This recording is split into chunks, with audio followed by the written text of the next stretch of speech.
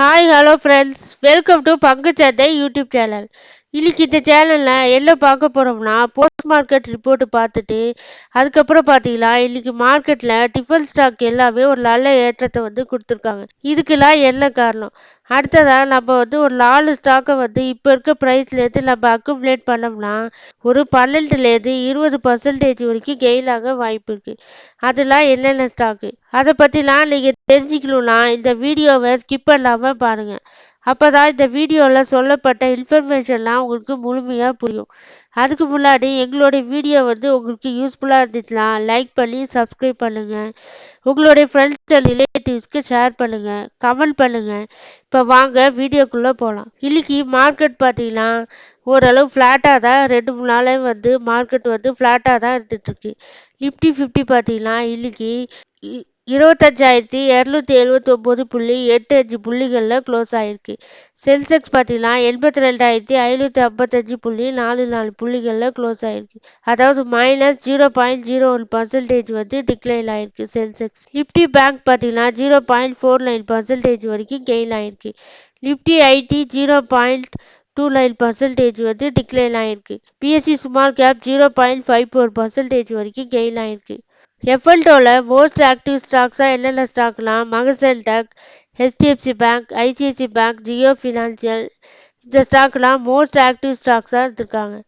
எஃப்ஐடிஐ data பார்த்தீங்கன்னா 2/9/2024 படி FII 1735.44 கோடிக்கு நெட் பர்ச்சேஸராக இருந்திருக்காங்க. டிஐயும் 356.37 கோடிக்கு நெட் பர்ச்சேஸராக இருந்திருக்காங்க. இன்னைக்கு டிஃபென்ஸ் ஸ்டாக் எல்லாமே ஓரளவு ஒரு ரேலியை கொடுத்துருக்காங்க.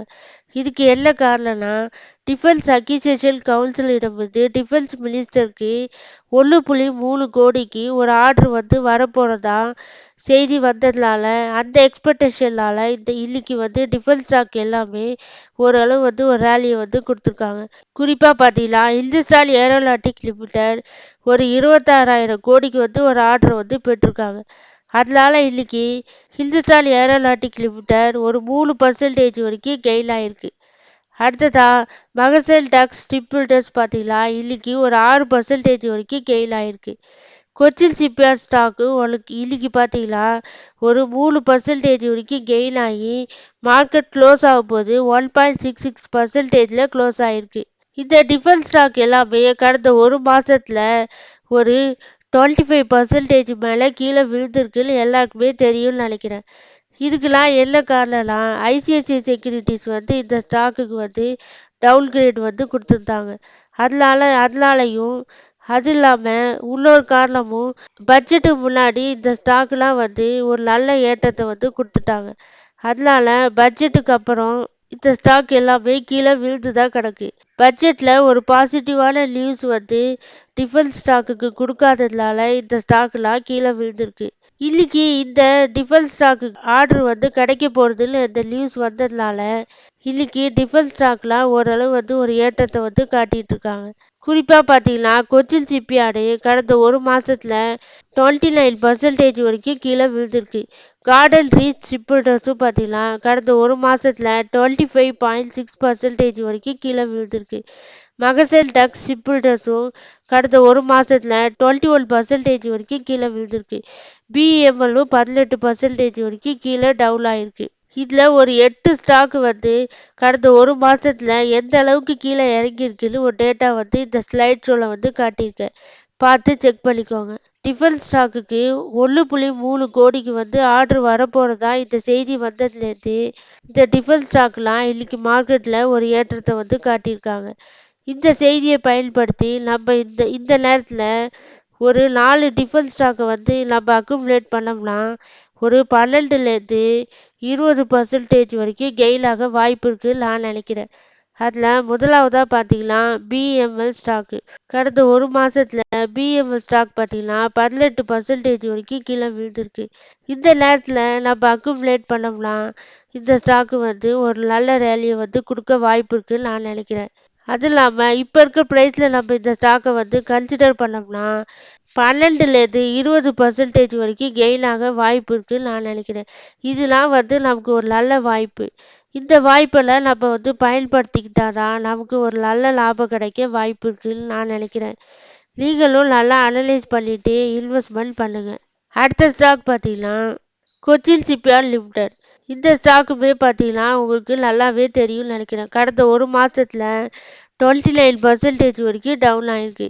இந்த ஸ்டாக்கெல்லாம் இப்போ இருக்க ப்ரைஸில் நம்ம கன்சிடர் பண்ணோம்னா ஒரு நல்ல ரேலியை கொடுக்க வாய்ப்பு இருக்குன்னு நான் நினைக்கிறேன். இந்த ஸ்டாக்கை இப்போ இருக்க நம்ம ப்ரைஸில் கன்சிடர் பண்ணோம்னா ஒரு 20% வரைக்கும் கெயின் ஆக வாய்ப்பு இருக்குது. அடுத்த ஸ்டாக் பார்த்தீங்கன்னா ஹிந்துஸ்தான் ஏரோநாட்டிக் லிமிடெட் 26,000 கோடிக்கு ஆர்டர் பெற்றிருக்காங்க. இந்த நியூஸ்லால இந்த ஸ்டாக் இன்னைக்கு ஒரு 3% வரைக்கும் கெயின் ஆயிருக்கு. இந்த ஸ்டாக்குமே பார்த்தீங்கன்னா கடந்த ஒரு மாசத்துல 5% வரைக்கும் கீழே விழுந்திருக்கு. இந்த ஸ்டாக்கோட ஃபண்டமெண்டல்ஸும் நல்லா இருக்கு. இந்த ஸ்டாக்கோட பிஇ வேல்யூவேஷன் மற்ற பிஎஸ் கம்பெனியோட கம்பேர் பண்ணும்போது ஒரு டிஸ்கவுண்ட் ப்ரைஸில் தான் நமக்கு கிடைக்குது. இந்த ஸ்டாக்கோட புக் வேல்யூ பார்த்தீங்கன்னா கொஞ்சம் அதிகமாக இருக்குது. பிஎம்எலோட கொஞ்சம் புக் வேல்யூ கொஞ்சம் அதிகமாக இருக்குது. ஆனால் மற்ற வேல்யூவேஷன் நல்லா இருக்கு. டெப்ட் கடனே இல்லாத கம்பெனி. இந்த ஸ்டாக்லாம் ஒரு தொடர்ச்சியாக ஆர்டர் இவங்களுக்கு வந்துட்டே இருக்கு. இந்த ஸ்டாக்லலாம் நம்ம இப்போ இருக்க ப்ரைஸில் கன்சிடர் பண்ணோம்னா நமக்கு ஒரு 12% வரைக்கும் கெயின் ஆக வாய்ப்பு இருக்குன்னு நான் நினைக்கிறேன். அடுத்த ஸ்டாக் பார்த்தீங்கன்னா பாரத் எலக்ட்ரானிக் லிமிடெட். இந்த ஸ்டாக் பார்த்தீங்கன்னா என்னோட வாட்ச் லிஸ்டில் இருக்குது. இந்த ஸ்டாக்குமே பார்த்தீங்கன்னா ஒரு தொடர்ச்சியாக டிவிடெண்ட் கொடுத்துட்டு இருக்கக்கூடிய ஒரு கம்பெனி. இந்த ஸ்டாக்கோட டிவிடெண்ட் ஈல்டு பார்த்தீங்கன்னா 0.74%. இவங்களோட 52 வீக் ஹை 340, 52 வீக் லோ 127. இந்த ஸ்டாக்கை பார்த்தீங்கன்னா இப்போ இருக்க ப்ரைஸில் நம்ம கன்சிடர் பண்ணோம்னா ஒரு 12% வரைக்கும் கெயின் ஆக வாய்ப்பு இருக்குது. இந்த ஸ்டாக்கோட ஃபண்டமெண்டல்ஸும் நல்லா இருக்கு. இந்த ஸ்டாக்கோட பிஇ வேல்யூவேஷன் பார்த்தீங்கன்னா மற்ற பிஎஸோட கம்பேர் பண்ணும்போது சீப் ரேட்டில் தான் நமக்கு கிடைக்குது. ப்ரைஸ் டு சேல்ஸ் தான் கொஞ்சம் அதிகமாக இருக்குது. ஆனால் புக் வேல்யூ டெப்ட் ஈக்விட்டினா இந்த நிறுவனத்தில் கடனே இல்லை. இவங்களோட ஃபண்டமெண்டல்ஸும் ஓரளவு நல்லா இருக்கு. அதனால இந்த 4 ஸ்டாக்கையும் நம்ம இப்போ இருக்க ப்ரைஸில் கன்சிடர் பண்ணோம்னா ஒரு 12லேருந்து 20% வரைக்கும் கெயின் ஆக வாய்ப்பு இருக்குன்னு நான் நினைக்கிறேன். எல்லாரும் டிஸ்க்ளைமரை பார்த்துக்கோங்க. இந்த வீடியோவில் சொல்லப்பட்ட செய்திகள் எல்லாமே ஒரு எஜுகேஷன் பர்பஸ்க்காக தான் நான் சொல்லியிருக்கேன். நீங்கள் எதாவது ஸ்டாக்ல இன்வெஸ்ட்மெண்ட் பண்ணணும்னா உங்களுடைய ஃபினான்சியல் அட்வைசரையோ இல்லை ஓனாவோ அனலைஸ் பண்ணிவிட்டு இன்வெஸ்ட்மெண்ட் பண்ணுங்கள். நன்றி, வணக்கம்.